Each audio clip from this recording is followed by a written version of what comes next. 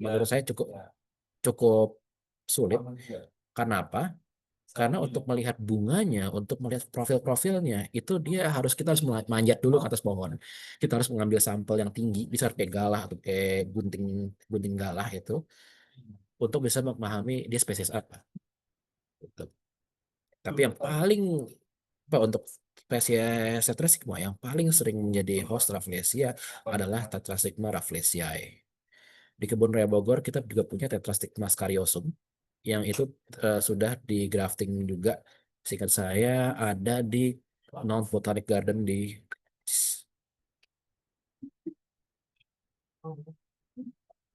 Nah, sekarang kita ngebahas soal evolusinya. Rafflesia itu menariknya adalah dia sudah ada dari jutaan tahun yang lalu. Rafflesia pertama diduga muncul 101,3 miliar tahun juta tahun yang lalu, yaitu pada era Kretasius zaman Kapur. Menariknya, Tetrastigma yang menjadi inang dari Rafflesiaceae itu baru muncul menurut Liu et al. 2013 pada 40 juta tahun yang lalu, itu pada era Kenozoik. Gap inilah yang menjadi pertanyaan. Emang kapan sih Rafflesia menjadi parasit dan kapan Tetrastigma menjadi rumah untuk Rafflesiaceae gitu. Jadi kayak transisi itu terjadi kapan? Itu sampai sekarang kita masih belum menemukan dan titik transisi itu masih belum diketahui. Ini adalah distribusi dari Rafflesiaceae. Seperti kita bisa lihat di sini, untuk Rafflesia dia berada di sini.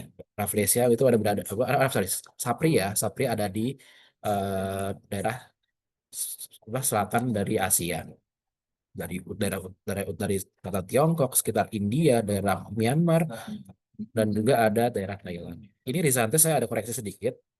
Ini Myanmar belum ada, dan ini apa dia itu sisanya ada di Thailand. Thailand itu ada Rhizanthus infanticida, Rhizanthus lowii juga ada di Malaysia. Terus di Sumatera kita cukup lengkap, ada Rhizanthus deceptor, Rhizanthus infanticida, dan Rhizanthus lowii. Iya, lowii tapi singkat saya dia lebih banyak di Kalimantan. Di Jawa itu ada Rhizanthus zipeli. Namun posisi keberadaannya sampai sekarang masih masih ada atau enggak itu masih perlu dipertanyakan. Terakhir saya diskusi sama Ibu Sofi Mursyidawati, katanya masih ada di Gunung Salak. Nah, sementara itu Rafflesia dia ada menjadi penghubung antara Semenanjung Malaya, udah gitu Indonesia bagian barat, dan juga ada Filipina. Kemudian ketika berbicara dengan Dr. Jean Molina, saya juga mendapati bahwa ada pertanyaan bagaimana Rafflesia itu menyeberang dari Kalimantan ke Filipina. Yang dulu kalau nggak salah pada zaman Kapur, Filipina itu bukan menjadi bagian dari Sundaland. Kalau ingat saya, kalau koreksi saya kalau saya salah. Nah itu menjadi misteri juga bagaimana Rafflesia bisa terdistribusi. Ada anggapan bahwa dia terbawa oleh burung, dan mungkin dia juga burung itu menangkap tikus ya yang diduga juga atau tupai yang juga menjadi penyebar dari biji Rafflesia. Sorry, ini tadi udah ya. Nah, sekarang kita akan membahas dari siklus hidup Rafflesia atau Rafflesia in general ya. Bahwa Rafflesia itu dia juga misterius karena titik dari dia berkecambah sampai dia mekar itu menjadi misteri yang tidak ada ada orang yang mengetahui gitu. Bahkan menurut Pak Francis Eng dari Research Institute of Malaysia, beliau berpendapat bahwa Rafflesia itu bahkan di bijinya dia tidak memiliki embrio. Jadi bukan embryovita. Dia karena definisi embrio adalah ketika kita membuka biji tanaman, biji tumbuhan, sorry, itu akan ada jaringan muda yang berbentuk seperti apa ya merupakan embrio yang membentuk seperti cikal bakal dari tumbuhan. Dia punya akar atau radikula, punya plumula. Sementara Rafflesia di dalam bijinya dia berbentuk seperti gumpalan sel yang dia tidak terdiferensiasi sama sekali. Itu yang dikenal kemudian di paper beliau sebagai Brownian nucleus karena dijelaskan oleh Robert Brown sebelumnya. Nah, misteri inilah. Namun alhamdulillah melalui studi yang sudah kami lakukan, eh, kami sudah berusaha melihat apa sih yang terjadi di fase endofit akhir hingga dia kemudian mekar. Seperti itu. Dan apakah ini lama? Sejujurnya proses bagaimana Rafflesia tumbuh ini bisa makan bertahun-tahun. Ini bisa mulai dari 3 tahun paling cepat, tapi jarang ya. Atau bahkan hingga 17 tahun seperti yang kita bisa lihat di kebun raya Bogor pada Rafflesia arnoldi. Saya diceritakan oleh Bu Sofi bahwa waktu itu Rafflesia arnoldi itu tahun 2005 kalau saya tidak salah. Kemudian beberapa waktu kemudian tidak ada tanda-tanda bahwa Rafflesia itu mengalami pertumbuhan. Namun hingga pada tahun 2022 akhirnya Rafflesia itu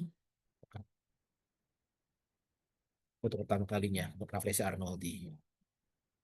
Sekarang saya akan menjelaskan soal ethnomedicine dari Rafflesiaceae. Rafflesia itu dikonsumsi di beberapa bagian di Kalimantan, khususnya di sisi Indonesia dan Malaysia.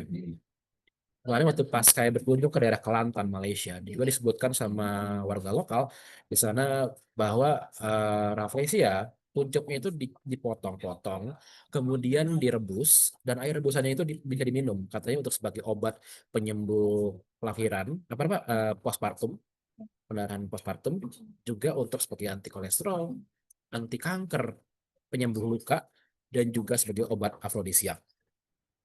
Di Indonesia, Rizantes itu dikonsumsi di beberapa tempat di Kalimantan dan dikenal sebagai ulur-ulur. Seperti kita bisa lihat, itu di gambar itu adalah ulur-ulur yang baru dipetik. Sementara Sapria itu dia di daerah kawasan Myanmar.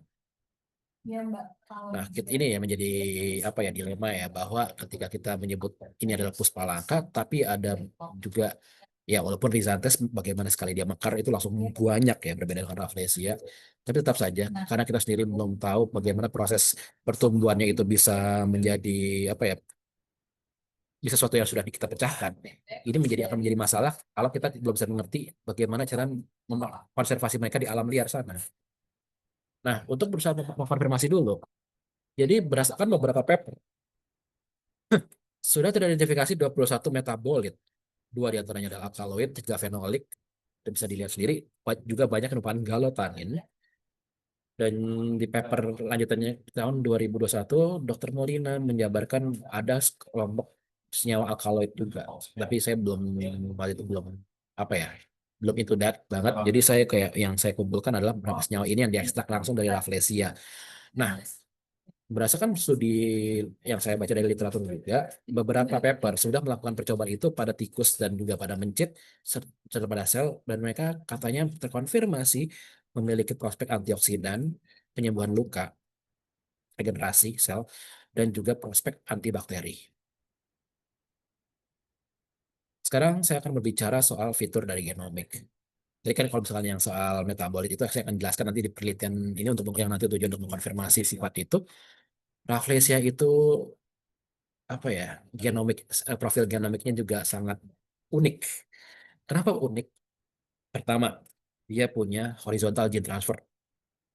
Dan orang dari papernya Chai et al. 2021 ini ditemukan horizontal gene yang transfer bukan hanya dari hostnya yaitu tetrastigma, tapi dari kelompok Vitaceae lainnya yaitu Ampelopsis. Dan kemarin saya juga sempat baca katanya dia juga ada sisa-sisa DNA dari Cucurbitaceae. Apakah mereka juga inang pendahulunya? Kita belum tahu. Kemudian, mereka tidak punya genom plasida yang utuh. Mereka terfragmentasi dan pecah. Beberapa gen tapi masih ada. Kemudian, makanya kalau misalkan kita mau mengidentifikasi Rafflesiaceae, apakah kita bisa ke RBCL? Saya menyaksikan itu sejujurnya. Nah, selanjutnya, saya nggak tahu sih belum udah ada yang melakukan atau belum, saya belum baca lagi. Udah gitu ada persen gen yang hilang itu sangat besar di Rafflesia. Seiring bagaimana dia mendapatkan proses apa ya perilaku parasitisme. Selain itu, fitur yang dikenal dari Rafflesia dari penelitian ini adalah banyaknya repeats elemen dan besarnya ukuran intron di dalamnya. Itu fungsinya apa kita masih belum tahu. Terus dari studi ini, kenapa sih kita harus mempelajari Rafflesiaceae? Karena Rafflesiaceae itu merupakan hasil unik dari evolusi. Dan inilah adalah peluang kita untuk mempelajari itu.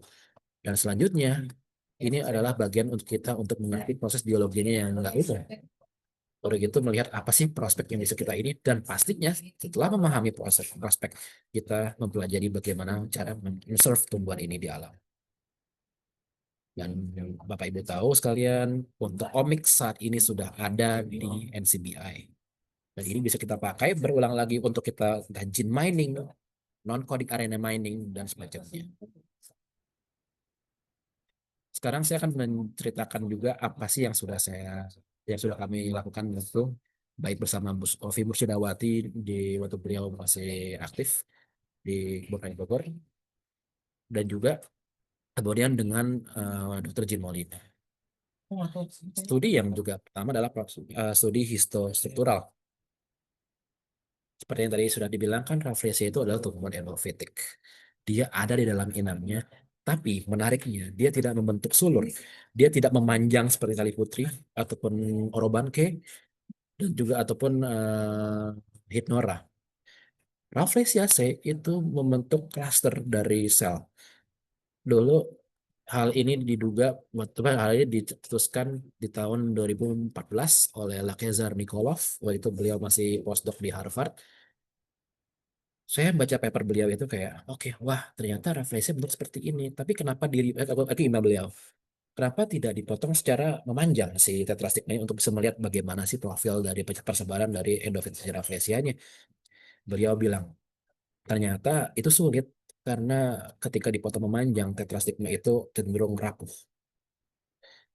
Nah, waktu itu tahun 2018 itu saya kemudian juga diskusi sama Bu Sofi.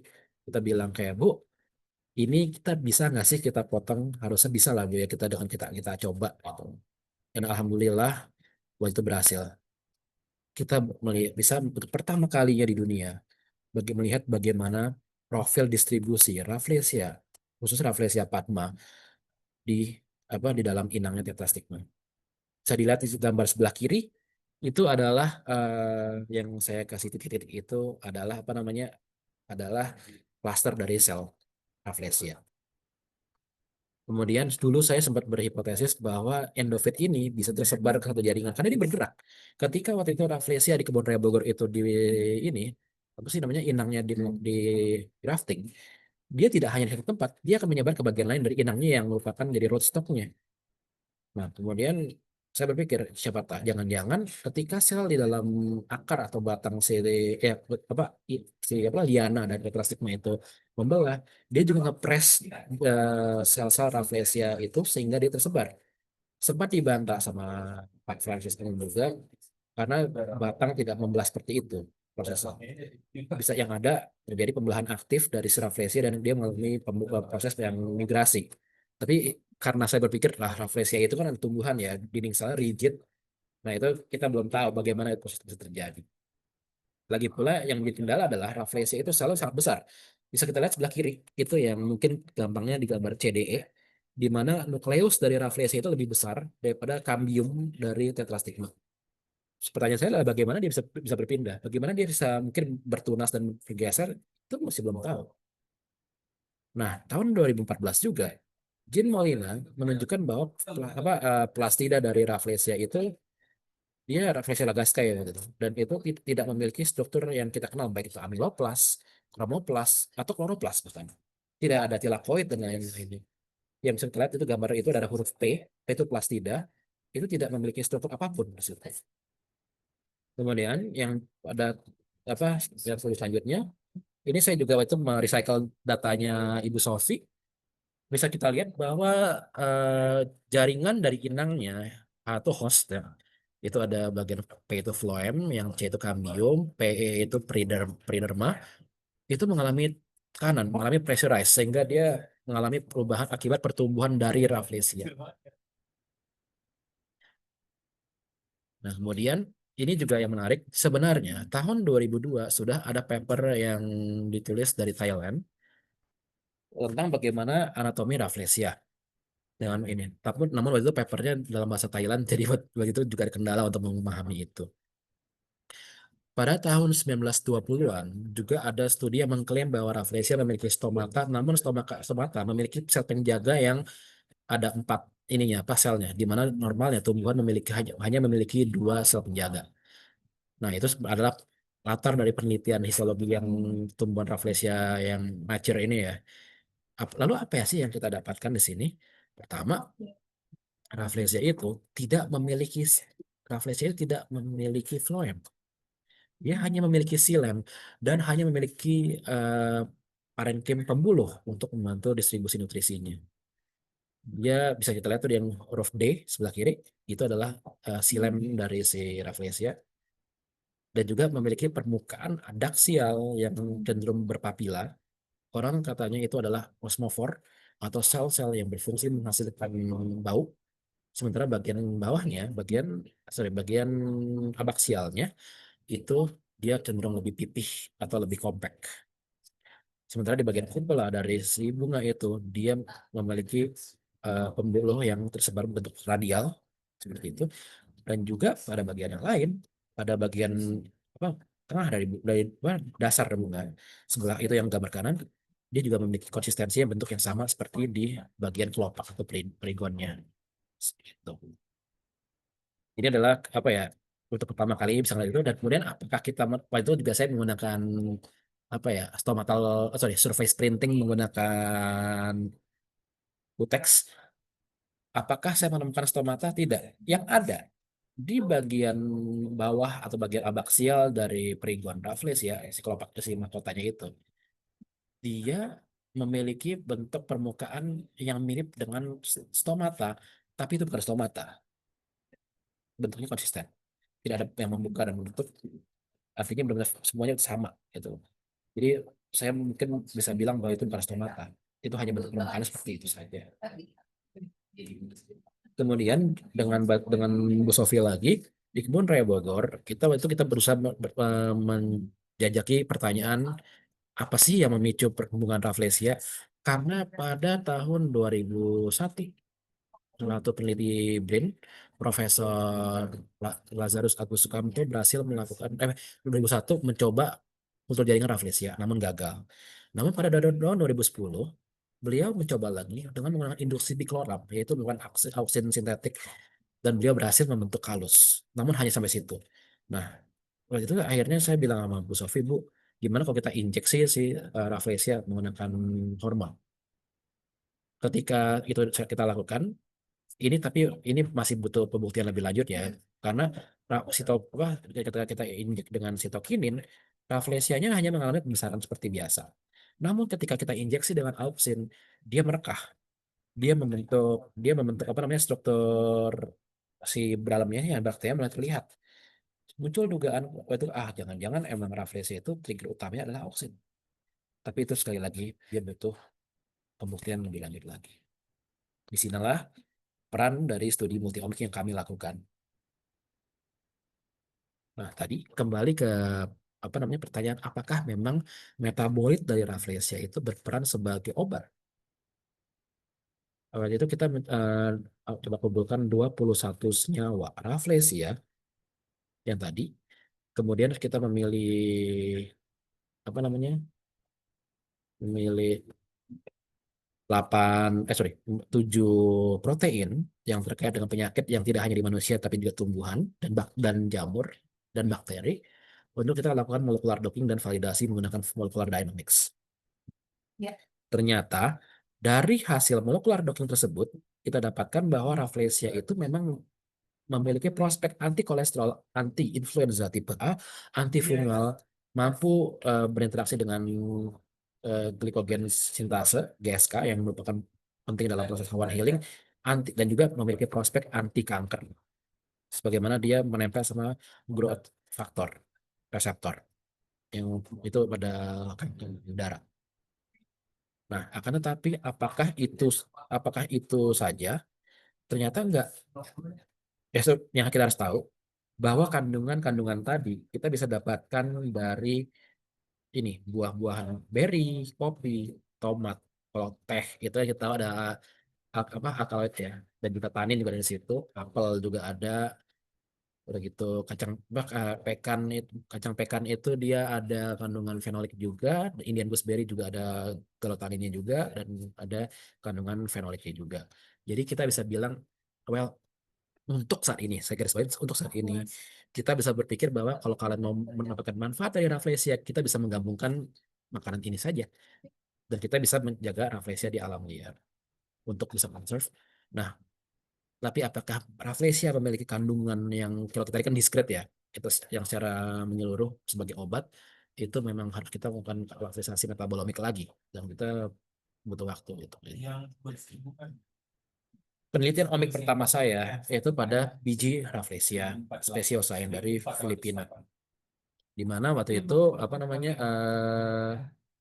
kita menemukan hal menarik karena kan Rafflesia itu plastidanya ini ya, plastidanya fragmen ya. Lalu pertanyaan fungsinya apa gitu dari si plastidanya kalau emang dia masih ada? Kan harusnya kalau emang sudah tidak ada secara evolusi dia akan menghilang dong. Dan mungkin Rafflesia akan terlihat seperti non tumbuhan karena dia tidak memiliki plastida. Ternyata setelah dilakukan analisis sederhana striptomik, ditemukan masih ada, yaitu ini heat mapnya bukan heat map jumlah ya, tapi heat map ada nanti apa ada nanti ada, dan juga jumlahnya berapa ditemukannya, bukan konsentrasi, bukan apa jumlah reads-nya gitu, jumlah deteksi. Ternyata Rafflesia itu memiliki sifat mampu memproduksi metabolisme asam lemak itu di bijinya. Dan kemudian pada papernya Guo et al. 2022 atau 2023 kalau nggak salah, itu dikonfirmasi ternyata memang Rafflesia itu plasidanya juga Sapria waktu itu sebagai pembanding, dia memiliki kemampuan untuk metabolisme asam lemak. Jadi plasida itu mungkin bisa dibilang memiliki fungsi sebagai ini elaioplas seperti itu, bukan sebagai kloroplas, bukan sebagai amiloplas. Karena ketika waktu itu juga dilakukan uji amilo, tidak ada sama sekali. Nah, kemudian kita juga bermain metabarcoding atau namanya amplicon metagenomics. Kita juga menggunakan ITS dan menggunakan 16S. 16S menggunakan Illumina yang mentarget titik apa arena itu ya zona V3 V4 yang variabel. Nah, ternyata di dalam dari Rafflesia itu ditemukan berbagai macam bakteri dan sebagian ada fungi. Funginya itu konsisten di Ascomycota. Sementara kalau misalkan bakteri dia sangat beragam, namun dari semua ini yang ditemukan ada beberapa hal yang menarik. Ada dugaan bahwa Rafflesia itu dibantu penyebarannya dengan tikus, itu lumayan ada buktinya, lumayan ya, belum ada ini lagi, bahwa karena dia ada Muribaculase, ada Bergeyla yang mereka berasosiasi dengan mamalia tanah, yaitu tikus ya, di dalam pencernaannya Muribaculase, dan juga Bergeyla yang merupakan indikasi dari gigitan mamalia. Namun untuk yang lain ada juga Micrococcus yang merupakan promotor dari auksin, yang menginduksi produksi auksin juga maksud saya, dan juga ada Pseudomonas yang bisa memainkan dinding sel. Apakah dia membantu proses dari pertumbuhan Rafflesia? Itu masih belum diketahui. Lalu dari sini saya menyelam lebih dalam lagi, di mana saya melakukan microRNA mining dari genom dan transkriptom dari Rafflesia. Ternyata menariknya dari sini, ada Rafflesia dan Sapria. Ternyata selain strukturnya yang tereduksi, Sapria dan Rafflesia mengalami pengurangan mikroRNA yang sangat masif.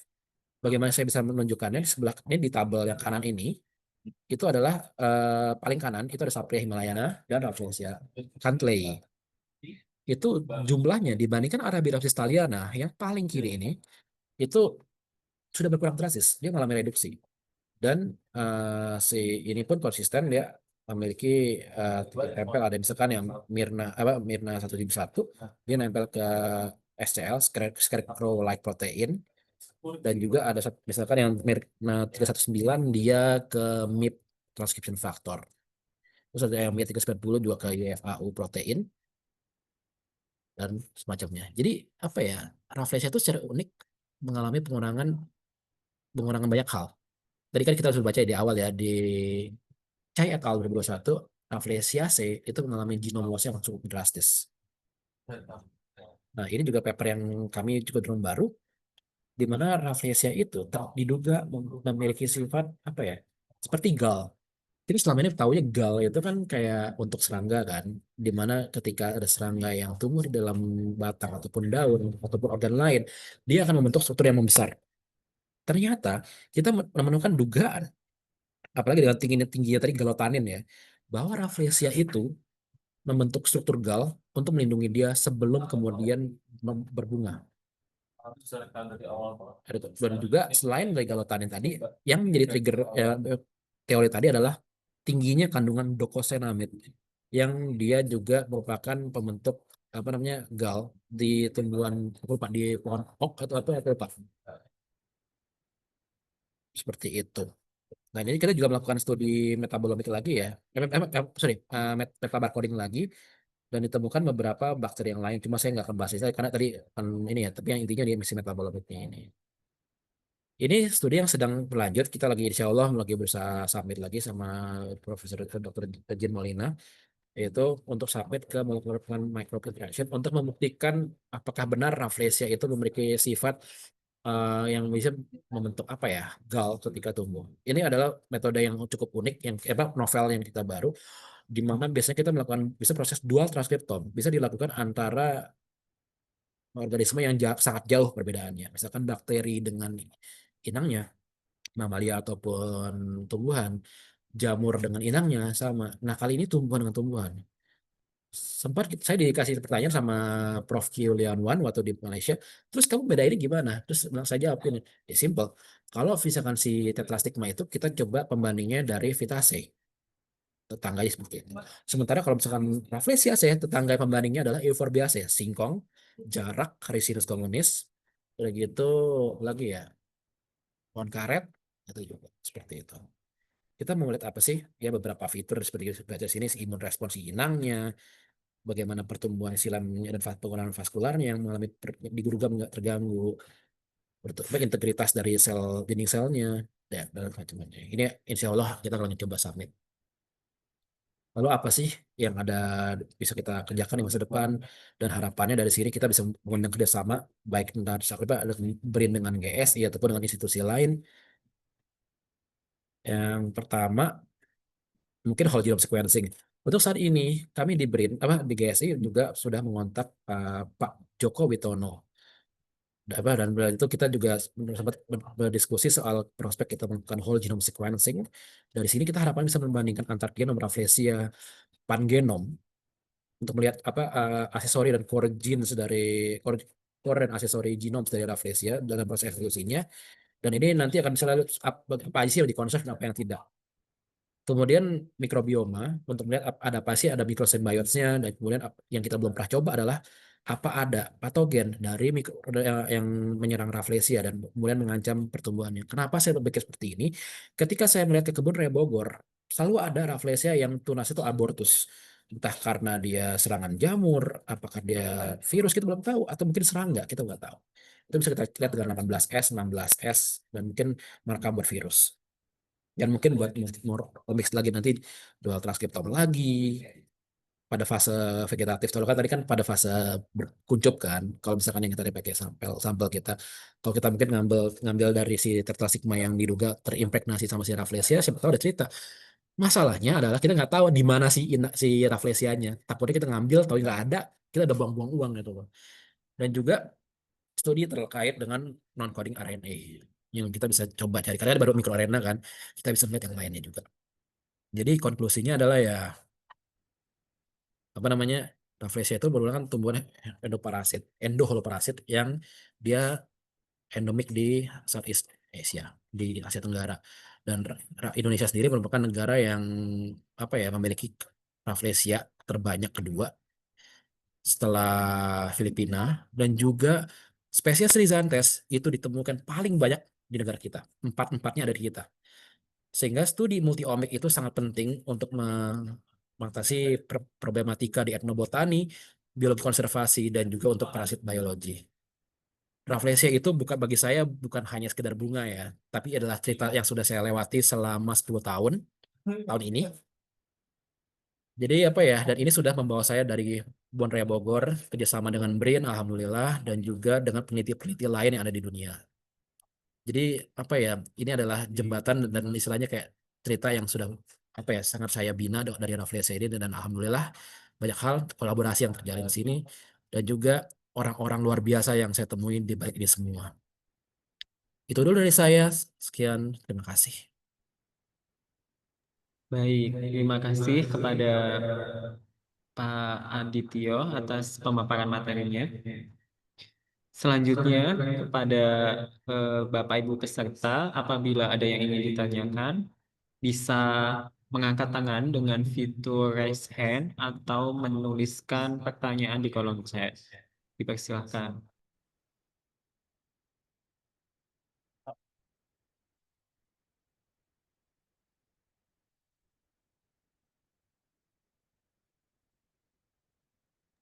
Sambil menunggu pertanyaan dari peserta, mungkin ini udah ada pertanyaan dari Pak Nurfianto di kolom chat.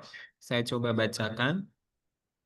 Yang pertama, bagaimana struktur histologis Hostoриum Australia. rafflesia beradaptasi untuk penetrasi dan pengambilan nutrisi dari jaringan inang selama fase endofitik.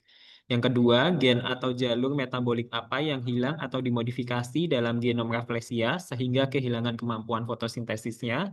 Dan yang ketiga, yaitu apakah gen-gen yang aktif selama fase dormansi biji hingga kopula serta adaptasinya selama daur hidupnya dikendalikan atau dipengaruhi oleh sinyal dari inang. Seperti itu. Silahkan kepada Pak Adit. Oke, terima kasih sebelumnya. Mungkin untuk menjawab pertanyaan ini, saya akan coba saya jawab apa yang bisa saya jawab dulu. Nanti sisanya kalau bisa ada ini, mungkin saya bisa untuk diskusi lagi ke depannya. Pertama, bagaimana struktur histologi Haustorium rafflesia berada dalam penetrasi dan pengambilan nutrisi ya. Kalau misalkan penetrasi, saat ini kita belum ada gambaran. Karena bagaimana si biji rafflesia itu bisa berkecambah dan dia bisa masuk ke dalam si inangnya, itu pun juga belum pernah terdokumentasi. Itu luar biasa susahnya.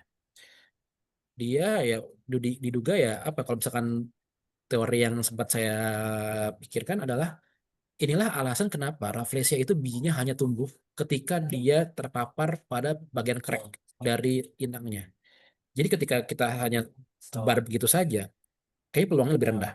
Tapi ketika dia entah ada celah di dalam si inangnya yang dalam cukup dalam, yang saya duga itu mungkin sampai ke bagian silemnya, itu dia akan memicu pertumbuhan yang lebih baik lagi. Tapi bagaimana prosesnya itu, apakah ada enzim selulolitik, itu belum ketahuan. Nah, terus kalau pengambilan nutrisi itu juga belum ada gambaran ya. Tapi yang bisa saya duga dari gambar ini, dari apa pengamatan histologi ini, karena posisi tumbuhnya dia yang berada di kambium di antara xilem dan phloem dari inangnya, itulah cara bagaimana dia mendapatkan air dan juga mendapatkan nutrisi dengan cara membajak dari phloemnya, dari phloem inang seperti itu. Tapi kalau misalkan untuk pertanyaan selanjutnya yang gen yang the missing genes ini, sejujurnya kita belum menemukan dan belum melakukan studi lebih lanjut ke arah sana. Dan terus kalau yang gen-gen aktif selama fase dermasi biji hingga kopula serta daun hidupnya atau dikendalikan oleh sinyal inang, pertanyaan bagus. Tapi saya sendiri belum menemukan itu gitu loh. Karena kemarin waktu pas kita berusaha ngambil sampel untuk yang horizontal gene transfer itu kita juga belum spesifik ke sana. Gitu. Seperti itu sih Pak. Mohon maaf kalau misalkan ini jawabannya belum bisa memuaskan. Bagaimana Pak Nurfianto? Apakah ada yang ingin ditanyakan lebih lanjut?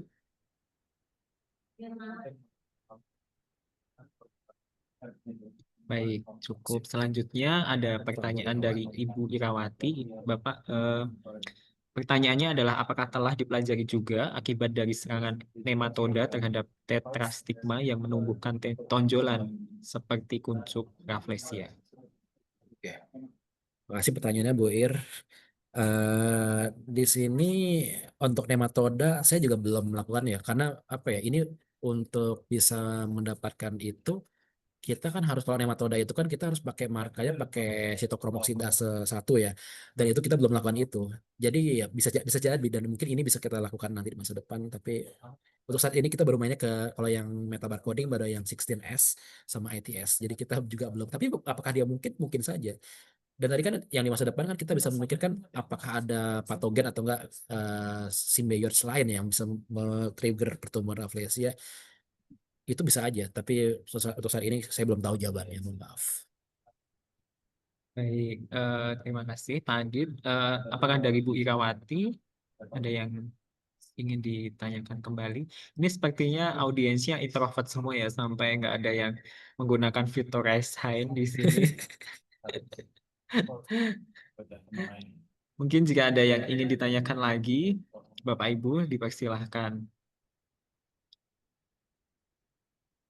Ah ya, sambil menunggu penanya lainnya, Pak Adit, mungkin dari saya cukup menarik materi yang disampaikan ini seperti itu, Pak. Jadi kalau misal dari apa yang sudah dilakukan sejauh ini, tadi sudah ada transkriptomi, kemudian metabolomiknya seperti itu. Nah, kalau dari dari metabolomiknya sendiri kan tadi sudah eh, senyawa-senyawa metabolitnya sudah diketahui seperti itu, Pak. Nah, kalau dari sisi transkriptomiknya sendiri itu gen apa sih, Pak, yang memang spesifik seperti itu ditemukan pada jenis Rafflesia ini?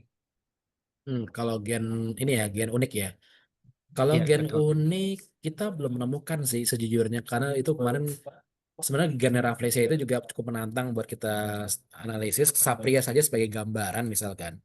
Sapria itu soalnya dia memiliki 2,1 giga base pair. Jadi cukup besar tuh ya. Jadi kalau kita mau mencari itu bakal banyak.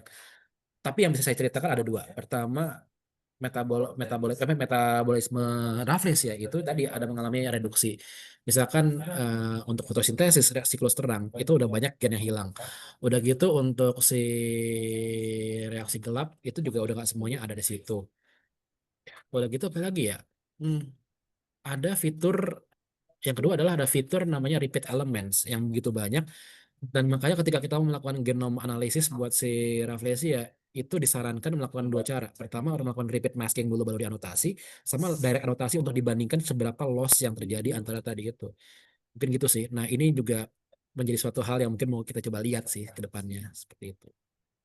Baik, semoga ke depan penelitian tentang Rafflesia ini terus berjalan dan Amin. terus dilengkapi ya Pak untuk datanya Siap. karena banyak sekali tadi jenis yang ada di Indonesia juga seperti itu.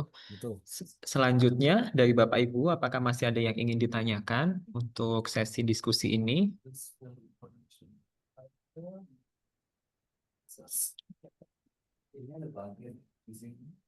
Kami persilahkan. Silakan ini adalah diskusi.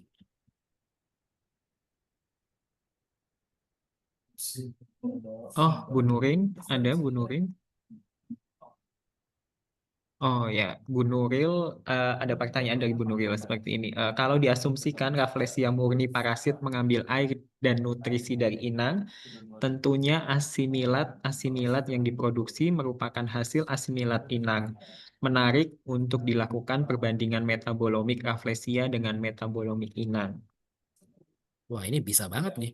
Soalnya gini, saya juga mungkin langsung jawab aja Pak ya, izin. Ya, silahkan. Gini Bu, kalau misalkan yang juga menjadi inspirasi ini adalah saya pernah baca paper Ibu Neri Sofianti tahun 2008 dan saya bisa melihat di paper itu kalau seingat saya kandungan senyawa yang ada di dalam Rafflesia waktu itu adalah 3 kali dari inangnya untuk senyawa yang sama misalkan leukantosianidin, konenstaninnya dan lain-lain sehingga muncul dugaan bahwa Rafflesia itu melakukan akumulasi selain mungkin mungkin mungkin dugaan saya itu either buat dia ya karena dia memang makan dan ada yang masuk di situ dan kedua karena Rafflesia itu juga muncul cuma sebentar ya dan Rafflesia itu bekarnya cuma cuma hitungan hari saya menduga bahwa akumulasi dari si metabolit tadi tujuannya adalah untuk menghalau wah, herbivore. Jadi kayak dan sejujurnya Rafflesia itu rasa sepat. Saya pernah waktu pas saya lakukan sampling di kebun raya Bogor, kan ada yang saya masukin ke dalam sampah, tapi ada yang saya giniin juga, saya jilat juga, ternyata sepat banget. Nah mungkin itu ya, jadi kayak itu untuk mengusir herbivore gitu. Jadi, tapi kalau misalkan kita benar melakukan direct metabolomic, dual metabolomics ini, wah ini future prospect sih. Ya, jadi memang masih sangat membuka peluang sekali untuk bekerja sama ya Pak untuk penelitian Rafflesia ini berarti. Betul, Ya, silahkan mungkin Bapak Ibu ada yang tertarik ingin sangat open hand. bekerja sama dengan Pak Adit, bisa setelah ini nanti menghubungi beliau untuk melanjutkan kolaborasi penelitian terkait Rafflesia ini seperti itu. Silahkan Bapak Ibu, apakah ada lagi yang ingin ditanyakan?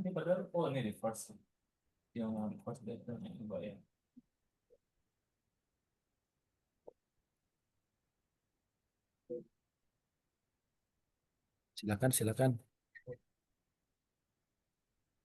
Oke, ini emailnya sudah ada di kolom chat. Kemudian ada Pak Imam Surya yang raise hand, Pak Kepala Pusat Riset. Wah, Silahkan Bapak jika ingin bertanya, dipersilahkan. masih di mute, Pak. Masih di mute. Ya. Oke, mohon maaf tadi nyimak gitu agak terputus ya. Siap, siap.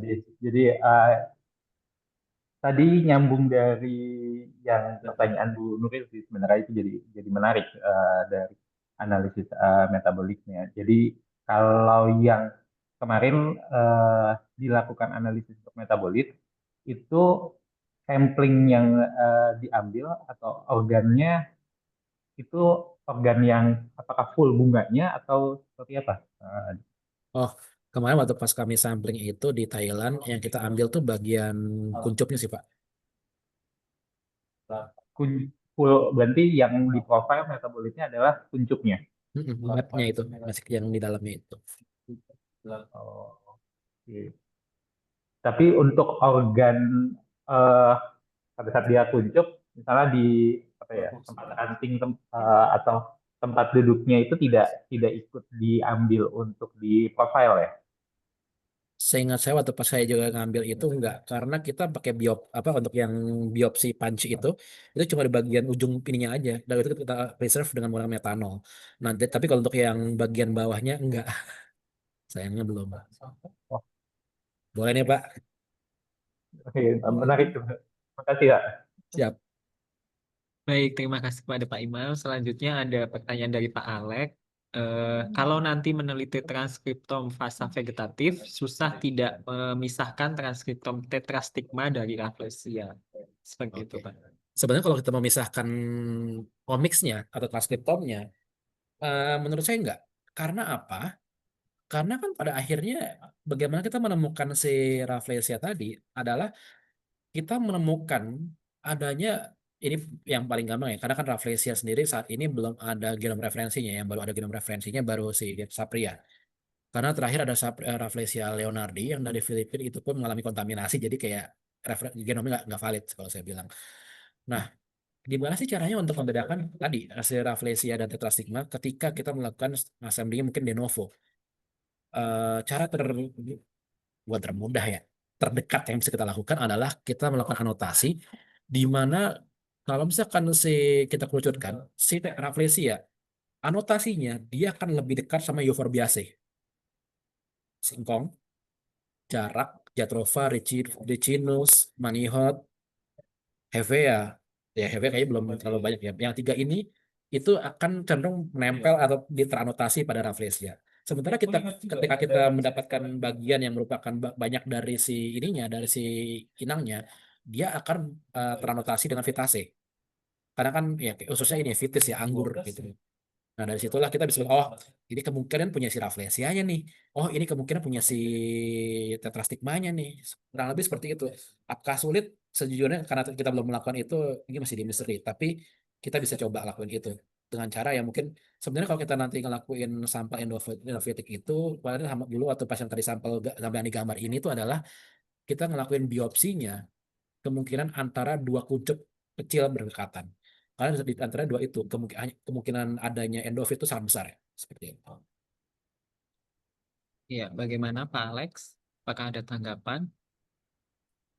Jadi memang untuk tahu apakah ini Rafflesia atau ini inangnya itu dari proses anotasinya seperti itu ya Pak. Setelah Betul. nanti hasil anotasinya karena waktu itu saya juga sempat melakukan penelitian transkriptom karat tumor pada sengon seperti itu dan ketika dianotasikan emang untuk membedakan. Jadi waktu itu saya waktu sidang promosi juga ditanya bagaimana membedakan antara si inang dengan si funginya itu sendiri. Jadi dari hasil anotasi itu biasanya sudah mengerucut sih mana yang memang Betul, betul. mengelompok ke fungi, mana yang ke tanamannya seperti itu. Jadi memang di bioinformatiknya nanti ya. Betul, Pak. Itu ya itu. Anotasinya sih yang paling misalnya.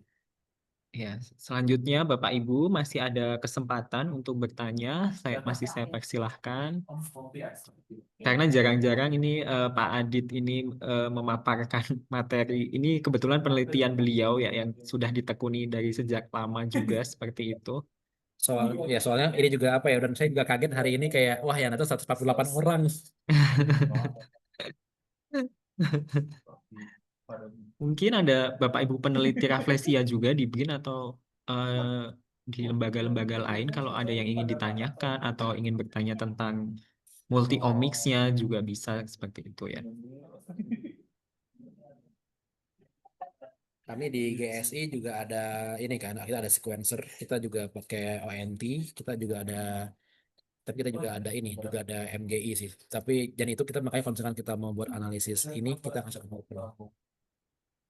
Oh ya, nah lengkap sekali kan. Jadi kalau mau mau nanya teknologinya pun nanti bisa dijelaskan juga sama Pak Adit karena Pak Adit ini kan peneliti di GSI juga seperti itu. Jadi silahkan Bapak Ibu, kami sangat mempersilahkan untuk berdiskusi pada hari ini. Oh, Nah, ini ada Ibu Febriana Siahaan di kolom chat. Jadi saya coba bacakan untuk pertanyaannya. Fase bunga rafflesia mekar berlangsung sangat singkat, hanya sekitar 1 hingga 7 hari. Pada hari ketiga, biasanya bunga sudah berubah warna menjadi tidak menarik. Padahal butuh berbulan-bulan untuk dapat sampai fase mekar. Dan saya baca tingkat mortalitasnya tinggi pada fase-fase awal. Saya sangat tertarik apakah telah ada studi yang secara spesifik meneliti proses senescence pada bunga rafflesia, Pak. oh iya. Ini sih, Bang. Eh, Makasih juga pertanyaan Bu Febrina untuk ini, jawaban singkatnya belum ada. Karena gini, tapi kalau misalkan kita ini dugaan dari saya ya. Ketika kita melakukan analisis dari si Rafflesia itu, tadi kan saya sebutkan bahwa ketika di fase kuncup, peluang tumbuhnya dia juga terbatas.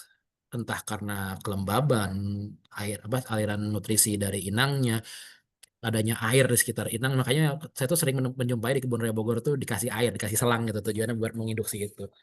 Dan itu faktor abortusnya tinggi sekali. Ya tadi entah dia nggak cocok dan akhirnya mati, ada infeksi dan dia mati, itu yang bisa kita pelajari jadinya. Itu kayak juga satu hal kenapa dia mengalami abortus. Nah, kemudian Lovelace itu tidak memiliki cadangan makanan, dia tidak memiliki amilum, sehingga menurut saya itu make sense sekali ketika dia di fase bunga pertumbuhan tidak banyak. Kenapa? Karena pada akhirnya cadangan makanan dia bertumbuh, cadangan makanan dia tidak banyak gitu loh. Dan kalau misalkan dia tumbuh lebih lama, ya habislah reserve-nya. Makanya dari situ alasan kenapa ketika Rafflesia itu mekar, dia semacam mengalami kayak pembusukan. Karena pada dasarnya apa ya, cadangan makanan dia habis gitu loh. Dan itu hanya hitungan hari yang diharapkan pada window itu pemekaran itu terjadi, itu sudah ada apa ya, serangga yang masuk gitu. Dan juga seingat saya Rafflesia itu kalau nggak salah ya, Rafflesia itu dia juga paling besar di sumber baunya. Jadi kayak ketimbang apalagi Sapria, Sapria tuh paling nggak bau. Rhizanthus strateginya lebih menarik lagi karena dia punya nektar. Tapi bukan cuma di tengahnya kayak bunga pada umumnya. Nektarnya Rhizanthus itu ekstra floral. Dia tuh ada di bagian, ntar saya tunjukkan dulu. Ini Rhizanthus kan, kita melihat Rhizanthus itu ada semacam tentakelnya kan di ujungnya. Itu ada bagian coklat-coklat. Nah itu disitulah kita bisa menjumpai extra floral nectar glandnya di situ. Jadi kan dia juga memicu kayak wah ada serangga yang lain buat datang. Jadi nah sementara Rafflesia dia baunya dia blast langsung, dia langsung dikeluarkan, serangga datang. Nah seperti itu. Nah kalau Sapria seingat saya dia tumbuhnya lebih awet gitu. Walaupun juga ya pendek juga relatif dibandingkan bunga lain, tapi dia lebih awet karena baunya nggak ada. Dan menariknya lagi Rafflesia itu dia bisa menghasilkan panas.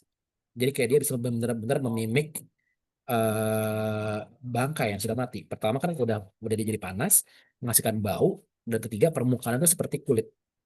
Nah itu jadi ketika dia itu proses senesensinya juga mungkin itu ya, selain mungkin dia faktor makanan, ada makan yang lebih dikit, tapi dia juga maksimalkan biar serangga pada datang Tapi proses sensitif sendiri kita belum tahu gitu. Kita belum tahu ada mekanisme kerusakan apa, kayak selulolitik dan lain-lain di dalamnya, kayak istilahnya degradasi sel wall ketika itu kita belum tahu. Seperti itu. Ya, bagaimana dari dari Bu Febriana, apakah cukup jelas? Ini boleh loh raise hand kemudian on cam seperti itu biar lebih interaktif ya. Ini dari tadi sepertinya introvert semua nih, malu-malu. Ya baru Udah. Pak Imam doang tadi yang Iya, ngobrol. mungkin yang lain bisa juga ikut on cam dan raise hand gitu. Karena kalau tanya secara langsung kan biasanya lebih enak untuk berinteraksinya seperti itu. Selanjutnya ini tadi ada pertanyaan juga Pak dari eh, Bu Elok Rifki Firdiana. Bu atau Bapak ya ini mohon maaf kalau salah. Jadi pertanyaannya adalah mungkin tadi ada yang terlewat. Setahu saya tidak semua individu tetrastigma dapat ditumbuhi raflesia. Selama 10 tahun bergelut dengan raflesia, ternyata beliau juga Wow. peneliti raflesia seperti itu. Apakah ada ciri-ciri khusus dari tetrastigma yang bisa menarik raflesia agar menjadikannya sebagai inang? Hmm. Wah, kalau ini juga sejujurnya dari tadi Pak Adet saya tuh jadi sadar ya bahwa pertanyaan ini pun hanya memicu pertanyaan lain gitu. Karena sendiri saya juga belum tahu gitu. Nah, terus kalau Rafflesia itu apa ya? Kan dia itu tersebarnya juga. Jadi gini, biji Rafflesia itu ukurannya mikro, kecil sekali. Itu bahkan kurang dari 1 mili. Dan sehingga ketika dia tersebar, saya menduga dia akan cenderung lebih acak sifatnya ketimbang kayak ya udah dia tumbuh di Rafflesia yang spesies tertentu. Dan masalahnya kita juga belum pernah ada percobaan yang melakukan kayak misalkan ada dua Rafflesia, dua tetrastigma. Tetrastigma yang pertama tetrastigma yang menjadikan umum inang si Rafflesia. Dan yang kedua tetrastigma yang bukan inang. Jika kita semai, apa yang terjadi? Atau ketiga mungkin kontrol lebih negatif lagi adalah kita menggunakan fitase lain yang dia bukan inang Rafflesia. Karena selain tetrastigma kan belum ada kan ada buktinya. Kita sebar biji di situ. Apakah si Rafflesia tumbuh? Kita juga belum tahu gitu loh. Nah sehingga itu buat yang itu aja belum tahu. Bahkan antara misalkan tetrastigma foynerianum yang merupakan tetrastigma hias itu juga ciri-cirinya seperti apa juga belum tahu. Jadi kayak ada kecocokan internal antara Rafflesiaceae dengan si inangnya itu belum ketahuan. Nah, terus untuk apakah ciri-ciri khusus tetrastigma yang menarik dari si Rafflesiaceae-nya belum tahuan. Karena faktornya adalah distributornya, bukan si tetrastigmanya yang saya tangkap seperti itu gitu. Baik, bagaimana Bu Elok? Apakah cukup jelas atau masih ada yang ingin dikulik-kulik lagi? Cukup jelas. Baik, terima kasih Bu. Si eh Bagaimana? Apakah ini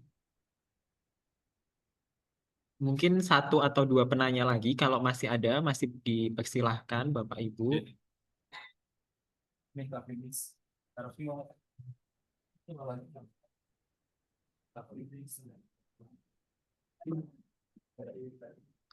Kalau ada yang mau raise hand, dipersilahkan juga. Ayo monggo raise hand Iya mas. nih, saya menanti-nanti yang raise hand nih dari tadi sepertinya tidak ada. Cuman Pak Imam aja nih. Iya. Tapi ini gitu Pak ya, kalau misalkan kita apa mau kolaborasi, either nulis paper aja ataupun benar-benar apalagi kalau misalnya sampai bisa ininya apa namanya juga sequencingnya ataupun ya the whole projectnya nulis nulis proposal kita sangat open sih sejujurnya. Ya, benar sekali. Jadi memang itu yang mungkin dari Bapak Ibu yang di sini mungkin diam-diam dari tadi sambil kira-kira kolaborasinya apa ya seperti itu. Nah, itu sudah sangat disambut baik oleh Pak Adit seperti itu. Jadi kalau misal Bapak Ibu nanti ingin mengajukan proposal, bisa eh, kontak langsung ke Pak Adit karena tadi Pak Adit juga sudah mengirimkan emailnya ya di kolom chat seperti itu. Jadi bisa langsung dihubungi seperti itu Bapak Ibu. Oke, Yes. baik. Ya, sepertinya sudah tidak ada yang bertanya lagi nih, Pak. Oh itu Jadi, Bang Sofyan. oh ya, ada nih. Silahkan, Pak Sofyan. eh, Pertanyaannya masih di mute ya.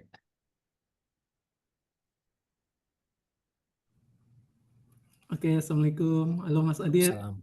Ya Bang. Oh iya, senang sekali ya dapat informasi baru ya. Khususnya kami di KPPL memang bukan peneliti ya, tapi kami orang lapangan yang selalu memantau perkembangan bunga Rafflesia yang mekar di Bengkulu. Di Bengkulu Rafflesia dari data kami hampir tiap bulan itu bisa dirata-ratakan 10 kuntum tuh setiap bulan ada yang mekar ya. Itu biasanya yang paling banyak itu jenis Rafflesia arnoldi, kedua ada Rafflesia bengkulensis, dan ketiga ada Rafflesia kemumu. Dari 5 jenis yang ada, 3 jenis itu yang selalu rutin mekar dan paling banyak yang senantiasa selalu kami pantau perkembangannya di titik-titik hutan di kawasan Bengkulu. Nah, di Bengkulu sendiri Rafflesia itu beberapa orang menganggap sebagai tanaman parasit ya. Memang Rafflesia adalah tanaman parasit dan ini juga menjadi sebuah hal yang negatif ya di beberapa pandangan orang, yang artinya kami bekerja di konservasi Rafflesia senantiasa ini menjadi sebuah hal yang perlu pencerahan juga ya kepada orang-orang awam lah ya. Artinya mereka menganggapkan yang namanya parasit itu ya selalu merusak tanaman inangnya. Padahal selama proses perjalanan KPPL yang hampir 15 tahun di tahun ini, kita tidak pernah melihat. Artinya dengan keberadaan Rafflesia dan tanaman inangnya mereka bisa hidup berdampingan. Nah, kami juga perlu penjelasan dari Mas Adit ya, karena tanaman parasit, kami selalu memberikan mungkin pencerahannya seperti ini. Walaupun Rafflesia adalah tanaman parasit, tapi dia adalah mengalami sebuah simbiosis mutualisme antara Rafflesia dan juga tanaman inang karena saling memberikan keuntungan, dan kami beranggapan dari pembusukan setelah bunga Rafflesia mekar itu juga bisa menjadi unsur hara bagi tanaman inangnya, seperti menjadi sumber makanan bagi tanaman inangnya, karena sepanjang perjalanan kami memasuki kawasan habitat Rafflesia itu biasanya bunga Rafflesia telah membusuk itu memberikan kesuburan di tanah hutan tersebut dan sangat gembur seperti itu ya. Artinya memang terjadi hubungan yang saling memberikan manfaat antara Rafflesia sebagai tanaman parasit dan juga tanaman inang Tetrastigma yang ditumpangi. Nah, mungkin secara ilmiah Mas Adit bisa memberikan gambaran seperti apa, sehingga seperti kita tahu kalau tali putri itu kan membunuh Iya, tanaman betul. yang ditumpanginya, sedangkan Rafflesia itu tidak membunuh seperti itu. Terus yang kedua, anggapan orang juga, kenapa sih kalian mau melindungi Rafflesia, menjaga Rafflesia, sedangkan itu kan bunga yang berbau busuk, bunga yang Iya. bau bangkai ya. Apalagi sekarang kita juga mengkampanyekan, untuk beberapa media selalu membuat pemberitaan bunga masih menyebut bunga Rafflesia itu sebagai bunga bangkai yang berbau busuk. Itu juga yang untuk saat ini kita mulai meminimkan pemberitaan Rafflesia yang Iya. berbau busuk seperti itu. Rafflesia adalah bunga bangkai, padahal Rafflesia dan bunga bangkai dua spesies yang berbeda ya, seperti itu. Jadi kita mulai mengkampanyekan Rafflesia itu bukan bunga bangkai seperti itu. Jadi mungkin di kesempatan ini kami juga sangat berterima kasih kepada Mas Adit, karena selalu ya kami mencari informasi yang banyak tentang Rafflesia, karena kami bukan peneliti ya, tapi kami lebih ke orang-orang lapangan yang menjaga dan melindungi Rafflesia. Apalagi Bengkulu dikenal dengan bumi Rafflesia, Bumi sehingga keberadaan Rafflesia. Rafflesia sangat kami lindungi. Terima kasih Mas Adit untuk informasinya. Sama-sama, Bang. Oke, mungkin aku akan coba jawab ya. Tadi yang Bang Sofyan ceritakan bahwa Rafflesia itu bisa memberikan kesuburan dan unsur hara pasca dia busuk. Menurut saya itu juga sangat logis karena kan dia besar sekali kan. Dan ketika dia, dan lagi kan selama ini kita ketahui bahwa liana yang ditumbuhi oleh Rafflesia itu adalah bagian akar, yang artinya kan dekat sama serabut-serabut akar di mana si tanaman itu mendapatkan makanan kan. Nah, ketika Rafflesia yang besar itu busuk, dia kan akan kembali ke unsur hara lagi, mengalami pembusukan oleh bakteri, dan akhirnya dia mengalami kembali ke elemen lagi, diserap lagi. Nah, itulah yang menurutku menjadi pemicu pertumbuhan dari si inangnya juga, dan bahkan dalam radius rhizosfer dari si tanaman dari daerah vegetasi tadi, di dalam si tetrastigma tadi. Itu satu. Yang kedua, karena ketika Rafflesia tumbuh, dia kan mengalami membesarkan atau nggak istilah kayak ngepres dari si inangnya. Apakah itu negatif selalu? Enggak juga. Kenapa? Karena kan dengan seperti itu dia jadi mengalami pertumbuhan lebih besar, lebih kokoh, dan dari situ mungkin kayak semacam liana itu lebih kuat gitu loh. Itu menurut saya yang kedua. Dan ketiga, yang dari studi yang kita lakukan dari secara omics tadi, ketahuanlah bahwa bukan hanya tetrastigma, Tapi Rafflesia sih sebagai parasit yang tumbuh dari situ, karena dia tumbuh membentuk apa ya, benjolan. Kita tahu dengan diskusi sama Pak Prof. Agus Susatya bahwa apa ya, simbiosis Rafflesia itu nggak cuma mutualisme doang, tapi kayak multidimensi antara dia dengan inangnya juga dengan pohon sebelahnya dan lainnya. Itu adalah jalur komunikasi yang tak terlihat gitu dalam hutan. Dan kita mungkin saya bisa cerita juga ya, organisme terbesar di bumi adalah fungi, jamur. Dan tadi dengan kita menemukan bahwa dengan adanya Rafflesia, dia menarik lebih banyak bakteri yang bisa bermanfaat, jamur yang bisa tumbuh juga. Artinya Rafflesia juga memiliki andil untuk apa ya? Pertama, komunikasi hutan antara tumbuhan, fungi dan bakteri yang lainnya di rhizosfer. Dan yang kedua adalah apa namanya, memicu tadi pertumbuhan di sekitarnya akan lebih baik juga, seperti itu sih. Itu yang pertama. Nah, kalau yang kedua yang soal paradigma bahwa Rafflesia itu memang sering dianggap sebagai bunga bangkai, itu kayak aduh, gimana ya? Tumbuhan lain juga ada kok, kayak Stapelia itu juga bentuknya bagus dan dia eh, baunya bau itu. Morphophallus beruntung karena dia besar. Rafflesia oke lah, dia warna itu. Tapi kan ada Rafflesia Cantley yang bentuknya seperti apa. Misalkan ada Rafflesia yang bentuknya macam-macam, Rafflesia micropylora yang bentuknya kayak untungnya diafragma kecil. Itu suatu hal yang menurut saya menarik. Dan kemarin di video saya, ini promosi dikit jadinya ya, di GSI gitu kemarin ada video ini kan, apa, saya menyebutkan bahwa Rafflesia itu adalah tumbuhan revolusioner. Kenapa? Kenapa dan kita kenapa belajar Rafflesia sih? Karena Rafflesia itu adalah di ujung dari evolusi menurut saya. Apakah dia bisa evolusi? Tentu saja. Tapi bagaimana saya menjabarkan itu? Karena dia kayak, saya tuh menjabarkan Rafflesia itu seperti smartphone. Kok bisa? Kayak saya bilang waktu itu pas di Kelantan ya, Rafflesia itu seperti smartphone, di mana dia kecil, dia mungkin nggak terlihat ada fitur-fitur daun, akar, batang, tapi semua ada di dalam sini. Dan bayangin, dengan kemampuan seperti itu aja, Rafflesia tadi bisa menghasilkan bau, itu biasa lah ya. Permukaannya bisa meniru permukaan kulit mamalia, itu lagi. Dan ketiga, Rafflesia bisa menghasilkan panas. Kurang canggih apalagi gitu loh. Strategi dia memiliki bentuk yang apa namanya, diafragma yang bervariasi.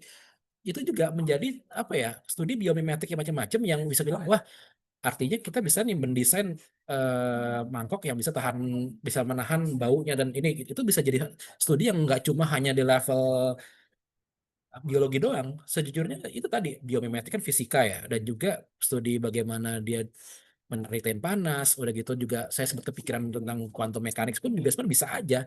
Jadi apa ya, untuk kita bilang bahwa Rafflesia itu that stinky flower yang enggak, itu tuh menurutku juga dangkal sih menurutku. Saya kalau ada yang bilang itu, saya bilangnya aja, ya elah, Rafflesia mah masih baunya masih normal. Kamu belum lihat saya pas saya belum mandi 2 hari kan, ya udah santai aja begitu. Jadi Rafflesia jauh lebih indah daripada itu menurut saya. Baik, Terima kasih Bang. bagaimana Pak Sofyan? Apakah masih ada tanggapan?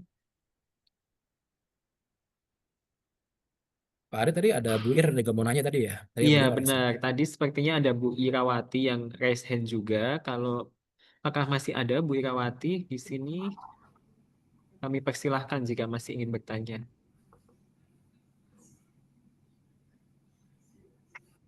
Ibu Irawati, apakah ada?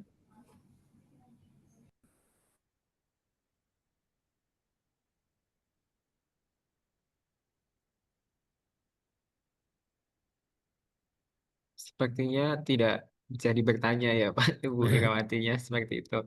Baiklah, jika sudah tidak ada yang nah ini Oh ya. silahkan Ibu Iya, Irawati. ya maaf. Saya memang menunggu-nunggu. Saya kira akan lebih banyak yang berdiskusi dari yang muda-muda ya. Saya surprise sekali karena begitu banyak penelitian Rafflesia belakangan yang saya tidak ikuti, dan karena saya lebih fokusannya lebih ke anggrek, dan tapi belakangan kita mulai memelihara lagi Rafflesia dengan lebih serius dengan tim dari BRIN. Dan ini saya kira yang ingin saya tanyakan sebetulnya ke teman-teman di BRIN dulu, yaitu melihat dari banyaknya penelitian raflesia yang saya kira itu harus dikerjakan di Indonesia karena itu tanaman Indonesia. Itu apakah sudah ada pemetaan secara kasar siapa mengerjakan apa supaya pertama tidak overlap. Mungkin tidak overlap karena tidak banyak juga yang meneliti secara serius seperti Pak Wicaksono.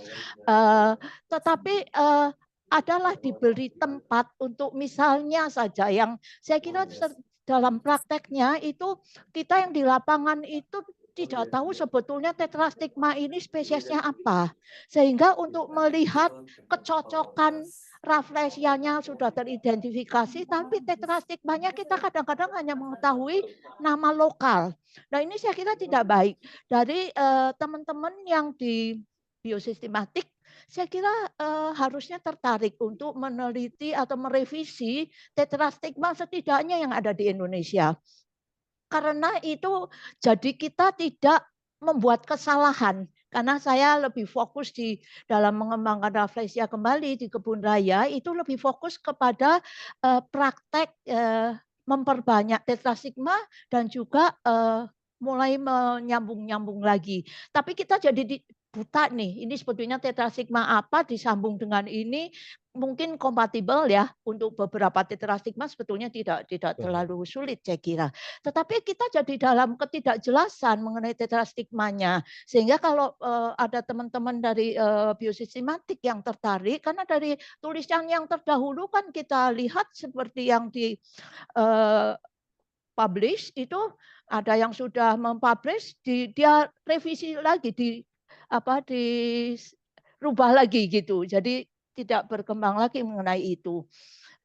Kemudian ke Pak Wicaksono, mungkin saya tadi agak terlewat ya, mengenai raflesia C yang dekat dengan euphorbiaceae. Saya kira itu apakah itu jadi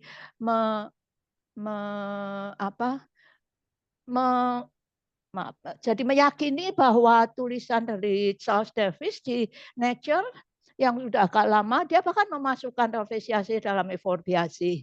Saya kira tulisan lama ya. Kemudian juga ini untuk teman-teman ekologi, saya sebetulnya sudah sedikit ngompori karena sebetulnya sangat tidak ilmiah lah ya. Ada teman yang dari fisika terapan itu yang bilang ke saya bahwa bunder-bunder kuncup yang fotonya saya kirim ke dia pada waktu lebaran itu dia bilang banyak ada di Pulau Selayar. Dan saya bilang, masa iya ya? Tapi saya pikir-pikir kalau dari penyebaran raflesia yang terutama di Filipina Selatan itu kan mungkin zaman dulunya itu dalam geomorfologinya itu dia berhubungan dengan Sulawesi. Sehingga saya, Bu Sofi dan Bu Inggit itu pergi ke Selayar, hanya sayang ada hambatan tiket yang terlambat, itu kita dapat menemukan tetrastigmanya dan penduduk yang pernah menemukan raflesia itu kebetulan tidak ada, tapi istrinya itu kita bawakan gambar antara Amorphophallus perennifoliosus dengan raflesia partner kita. Kita tunjukkan karena dia ibu-ibu rumah tangga ya. Bu, yang ini atau yang ini. Dia tetap menunjukkan bahwa yang dibawa suaminya pulang itu raflesia. Itu di Pulau Selayar. Tapi dengan perjalanan kita yang terlambat itu sehingga kita melewati darat karena kita ketinggalan pesawat wing, itu kita ketemu dengan ibu guru yang di dalam kapal waktu kita menyeberang. Dia bilang bahwa ada di Sulawesi Selatan yang seperti itu bunganya, kata dia, guru sekolah tapi katanya bulatannya kecil, jadi mungkin itu risantes ya. Saya tahu. Tapi sayang sekali karena Sulawesi itu adalah pulau yang sangat unik biodiversitinya, khususnya untuk anggrek, Nepenthes itu banyak sekali yang endemik dan tidak ada di tempat lain. Jadi ya ada gitu loh teman-teman yang eksplorasinya tuh di Sulawesi. Karena kita nemu daun tetrastigma di Selayar aja kita udah seneng banget gitu. Karena kita tidak ada waktu untuk masuk. Jadi mungkin ada tim misalnya yang lain ya kelompok. Jadi kalau penelitian raflesia itu dapat ditata dengan baik oleh BRIN secara garis besar, ditawarkan siapa yang akan meneliti. Saya kira Pak Wicaksono ini akan bisa menyerap lain-lain dan menggabungkan. Ya, satu lagi sebetulnya maaf ini banyak. Saya baru bulan lalu ya membaca tulisan dari Francis Ng yang sebetulnya itu pada intinya mengkritik tulisan Bu Sofi dan Pak Wicaksono kan? Iya. Ya. Saya ketemu langsung orangnya kok, Bu. Oh gitu ya. Sudah sepuh sekali ya. Iya. Nah, saya juga kenal dia dengan baik. Tapi saya kira dengan penelitian histologi ini sudah menjawab ya, atau dijawab secara khusus? Ya sudah. Sudah ya. Mungkin hanya itu dari saya. Maaf ini udah pensiunan, saya ngisi di daftar hadir aja kalau pensiunan itu nggak ada, jadi saya masuk umum aja. Terima kasih. Makasih ya, Bu. Baik, terima kasih kepada Ibu Irawati. Selanjutnya mungkin bisa dijawab dari Pak Adit dulu. Tadi yang pertanyaan untuk Pak Adit seperti itu, Pak. Tadi ya, kayaknya kalau dari Bu Ir lebih ini ya, kalau misalkan tadi itu apa ya? Sebenarnya untuk yang saya tadi pertanyaannya jadi apa ya? Yang sebenarnya lebih ini sih. Tanya apa tadi Pak? Tadi sebenarnya kalau yang saya tangkap lebih banyak untuk pertanyaan untuk teman-teman di BRIN seperti itu Iya, sih Pak. Jadi kayak Ya. bagaimana nanti ke depan terkait apakah sudah ada pemetaan penelitian terkait rafflesia ini sendiri seperti itu. Mungkin kalau dari BRIN bisa dibantu jawab oleh Pak Imam selaku Ketua Pusat Riset seperti itu. Pak Imam, apakah masih ada di Zoom ini? Karena kebetulan saya sendiri juga masih sangat newbie ini Pak, jadi saya masih di ospek juga ini oleh senior saya di sini. Silahkan Pak Imam mungkin bisa dibantu jawab tadi terkait apakah sudah ada pemetaan persebaran rafflesia di Indonesia. Kemudian seperti apa penelitian yang telah dilakukan BRIN terkhususnya untuk jenis rafflesia ini. Seperti itu Bapak. Silahkan. Masih di mute Pak, mohon maaf Pak. Ya, silakan Pak. Terima kasih. Tadi banyak sekali sebenarnya memang masukan dari Bu Ira selaku senior di Kebun Raya, juga untuk terkait konservasi rafflesia ini memang sebelumnya sudah ada beberapa kegiatan dan ada beberapa teman-teman yang sudah mulai menjalankan memang, tapi hasilnya belum optimal. Salah satunya kalau yang terkait sistematik, saya rasa teman-teman dari Pusat Riset Biosistematika di situ ada Bu Rida yang dengan tim ada Pak Joko juga yang sama-sama mengerjakan terkait sistematika dari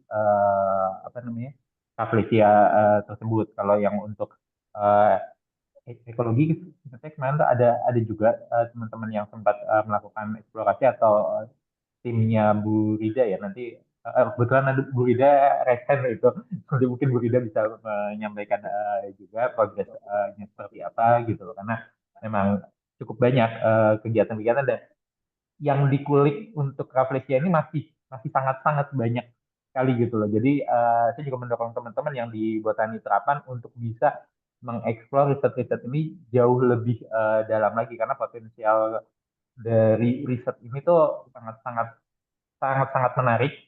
Jadi dan tadi Pak Aditya juga membuka keran dalam artian bisa berkolaborasi sangat terbuka. Jadi potensial untuk berkolaborasi itu sangat tinggi.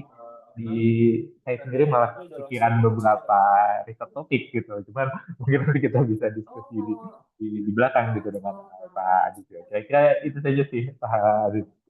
Terima kasih, Pak. Baik, terima kasih kepada Pak Imam. Selanjutnya ini ada Bu Rida yang raise hand. Silahkan Ibu. Ya, terima kasih Bu Ira. Pertanyaan Bu Ira jadi menggelitik saya untuk menjawab.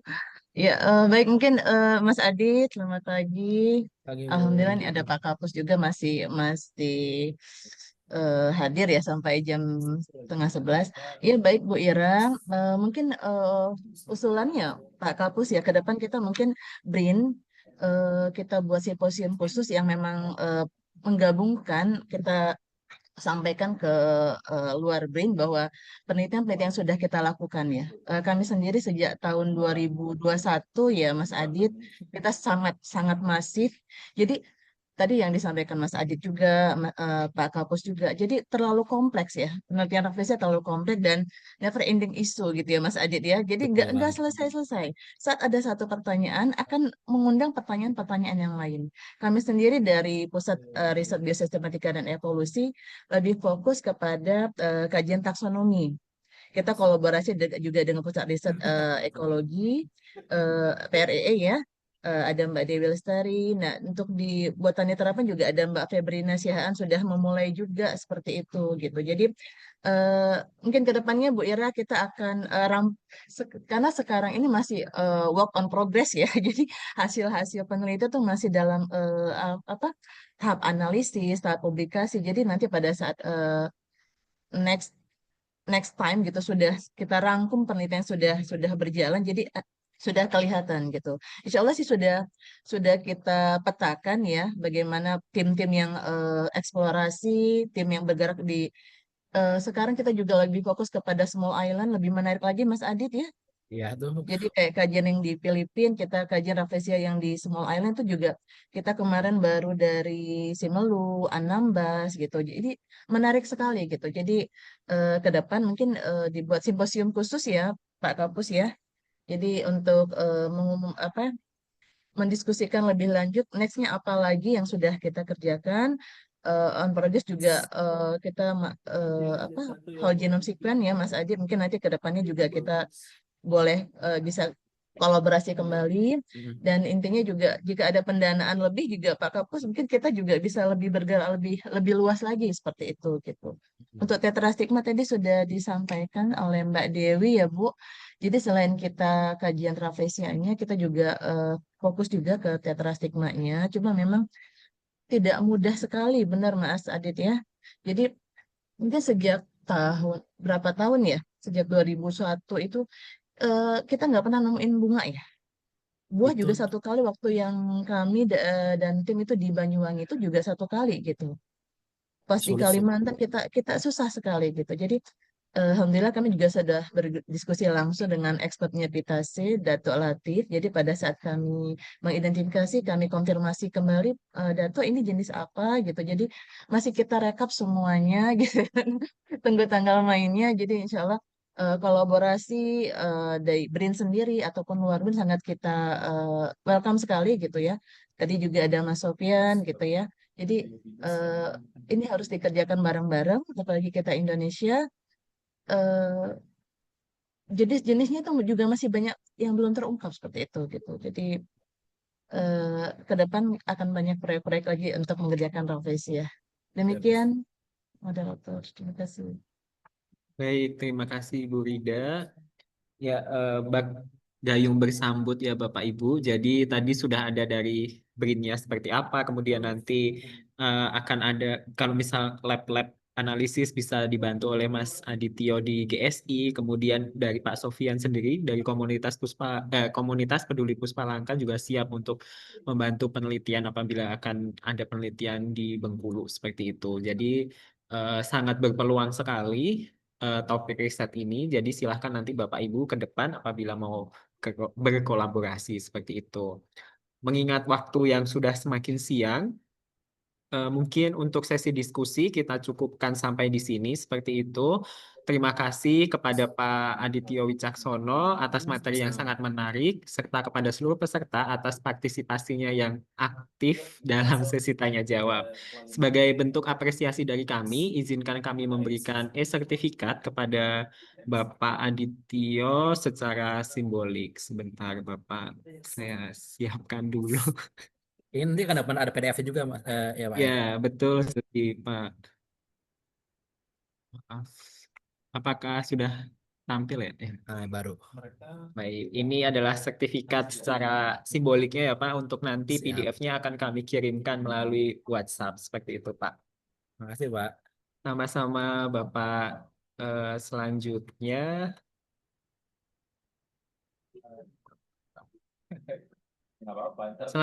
untuk seluruh peserta nanti akan mendapatkan e-sertifikat yang akan dikirimkan melalui email. Seperti itu, kami berharap acara ini bermanfaat dan menjadi bekal untuk memperluas wawasan kita dalam dunia botani seperti itu. Sebelum menutup, izinkan saya menyampaikan sebuah pantun lagi.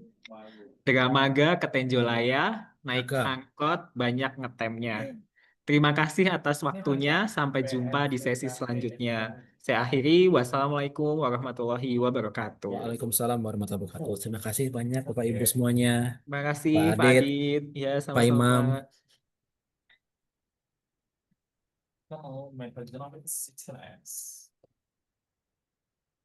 Terima kasih banyak Pak. Ini saya boleh izin ya? Boleh, boleh. Silahkan Pak. Oke. Jika ada acara yang lain ya. Terima kasih Pak, Silakan. makasih. Sama-sama Pak.